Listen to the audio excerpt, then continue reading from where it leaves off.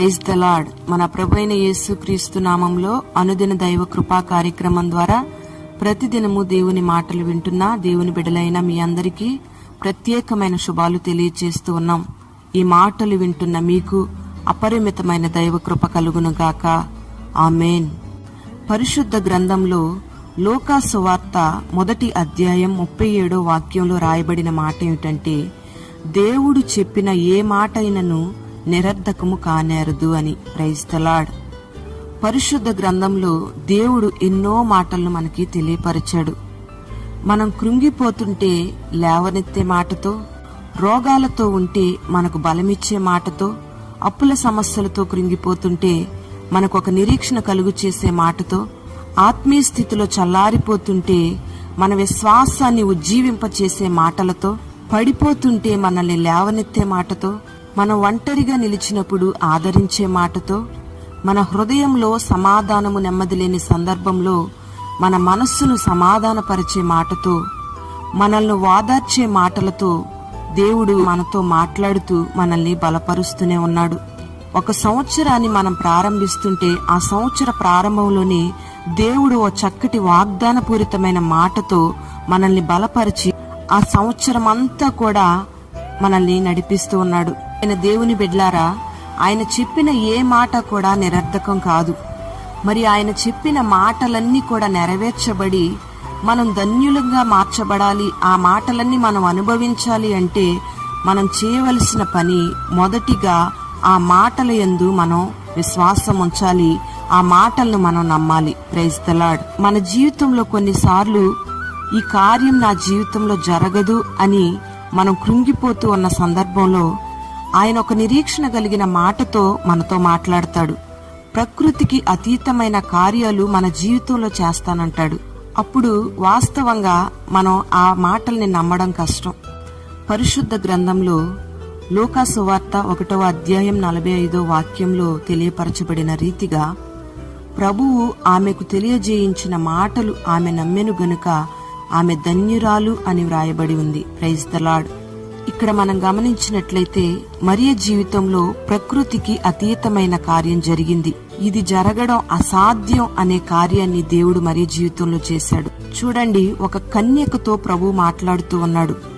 నీవు పరిశుద్ధాత్మ ద్వారా గర్భాన్ని ధరిస్తావు, ఒక కుమారుని కంటావు, ఆ కుమారునికి యేసు అని పేరు పెడతావు, నీవు స్త్రీలందరిలో దీవించబడతావు, నీ గర్భఫలం ఆశీర్వదించబడుతుంది, నిన్ను స్త్రీలందరూ కూడా ధన్యురాలవు అంటారు అని కన్య మరియతో ఈ మాటలు ప్రభువు చెప్తూ ఉన్నప్పుడు, ప్రియ దేవుని బిడ్డలారా, మరియ మనస్సులో ప్రకృతికి అతీతమైనది ఈ కార్యం ఎలా జరుగుతుంది అనే ఒక ప్రశ్న తన హృదయంలో ఉన్నప్పటికీ, వివాహం కాకుండా ఒక కుమారుణ్ణి కంటే స్త్రీలందరిలో అవమానం కదా అని మనస్సులో ఉన్నప్పటికీ, దేవుడు చెప్పిన ఆ మాటలను నమ్మలేని భయంకరమైన ప్రతికూలమైన పరిస్థితుల్లో మరియ ఉన్నప్పటికీ కూడా దేవుడు చెప్పిన ఏ మాట అయినా సరే నిరర్ధకం కానేరదు అని మరియా దేవుని యొక్క మాటల మీద విశ్వాసం ఉంచింది.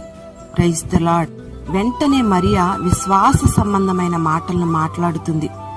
ఇదిగో ప్రభుదాసురాలను, నీ మాట చొప్పున నాకు జరుగునుగాక అని ప్రభువు మాటల మీద విశ్వాసం ఉంచిన ఈ మరియా, సర్వశక్తిమంతుడు నాకు గొప్ప కార్యాలు చేశాడు, ఇది మొదలుకొని అన్ని తరముల వారు నన్ను ధన్యురాలని అంటారు, ఆయన నామం పరిశుద్ధమైనది అని ఆయన నామాన్ని గణపరుస్తుంది. Praise the lord. ప్రియమైన దేవుని బిడ్డలారా, ఆనాడు ప్రభువు చెప్పిన మాటల యందు మరియ విశ్వాసం ఉంచింది గనుక స్త్రీలందరిలో ధన్యురాలిగా ఆమె పేరు ప్రశంసించబడుతుంది. Praise the Lord. ప్రియ దేవుని బిడ్డ, నీ జీవితంలో దేవుడు నీ ప్రతికూలమైన పరిస్థితుల మధ్యలో, నీ కలిగిన వేదనల మధ్యలో, నీకున్న కలవరాల మధ్యలో ఆయన ఎన్నో వాగ్దానపూరితమైన మాటలతో నిన్ను దేవుడు బలపరుస్తూ ఉన్నాడు. ఆ సందర్భంలో నువ్వు ఇది అసాధ్యం అని అనుకున్నప్పటికీ కూడా ప్రభువు మాటల మీద నువ్వు విశ్వాసం ఉంచి, నా ప్రభువు నా జీవితంలో ఈ కార్యాలు చేస్తాడు, ఆయన చేసిన ఈ వాగ్దానాన్ని నా జీవితంలో నెరవేరుస్తాడు, ఆయన చెప్పిన ఈ మాటను నెరవేరుస్తాడు, ఆయన చెప్పిన ఈ మాట నెరవేర్చేంత వరకు కూడా నన్ను చేయి విడువడు అనే ఒక విశ్వాసాన్ని నువ్వు కలిగి ఉండి ప్రభువు నామాన్ని స్తుతించి గణపరిచినట్లయితే దేవుడు గొప్ప మేలులు నీ జీవితంలో చేస్తాడు. ఆయన చెప్పిన ప్రతి మాట కూడా నిరర్ధకం కాకుండా నీ జీవితంలో నెరవేర్చబడుతుంది.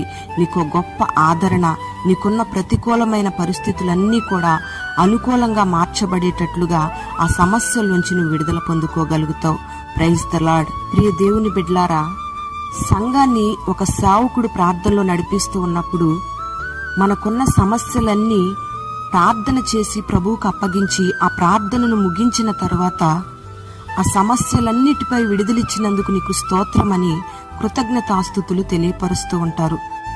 ప్రభువుని గణపరచడమే విశ్వాసం ఉంచడం. Praise the lord. ఏమైనా దేవుని బిడ్డలారా, అబ్రహాముని కూడా మనం గమనించినట్లయితే అబ్రహామును నిన్ను అనేక జనములకు తండ్రిగా నియమిస్తానని దేవుడు ఒక మాట చెప్పాడు.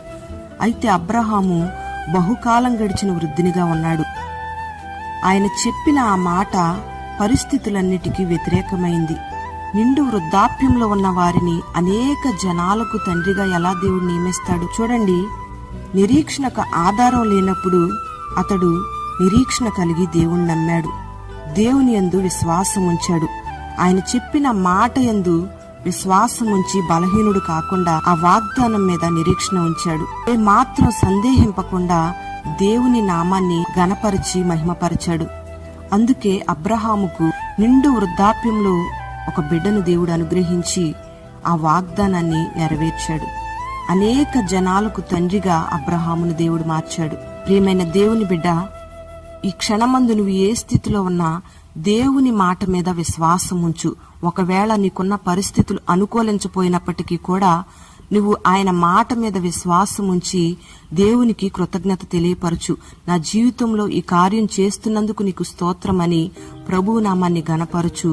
నిశ్చయంగా ఓ బలమైన అద్భుతమైన ఆశ్చర్యకరమైన కార్యాలను నీ జీవితంలో నువ్వు చూస్తావు. అట్టి కార్యాలు నీ జీవితంలో దేవుడు జరిగించునుగాక. ఓ బలమైన విశ్వాసాన్ని నా దేవుడు నీకు అనుగ్రహించునుగాక. ఆమేన్. పరిశుద్ధుడా, ప్రేమాస్వరూపి, దయగలిగిన తండ్రి, నీకు స్తోత్రం చెల్లిస్తూ ఉన్నాం. ఈ మాటలు విన్నని బిడ్డల్ని పేరు పేరున మీరు దీవించమని ప్రార్థన చేస్తూ ఉన్నాం. నిరీక్షణకు ఆధారం లేనప్పుడు, ప్రతికూలమైన పరిస్థితుల మధ్యలో మీరు చేసిన వాగ్దానాలను, మీరు చెప్పిన ప్రతి మాటను నమ్మడానికి ఓ బలమైన విశ్వాసాన్ని మరియకు అనుగ్రహించినట్టుగా, అబ్రహాముకు అనుగ్రహించినట్టుగా ఈ మాటలు విన్నని బిడ్డలందరికీ మీరు దయచేయమని ప్రార్థన చేస్తూ ఉన్నాం. నీ బిడ్డలకున్న ప్రతికూలమైన పరిస్థితుల మధ్యలో నీ నామాన్ని స్తుతించి గణపరచడానికి, నీ మాటల యందు విశ్వాసం ఉంచడానికి బలమైన విశ్వాస పరిమాణాన్ని మీరు అనుగ్రహించి మహిమ మీరు పొందుకొని నీ బిడ్డలకున్న సమస్యలన్నిటినీ మీరు తొలగించి మేలు చేయమని నజరేయుడైన యేసు నామములో అడుగుచున్నాము తండ్రి. ఆమేన్.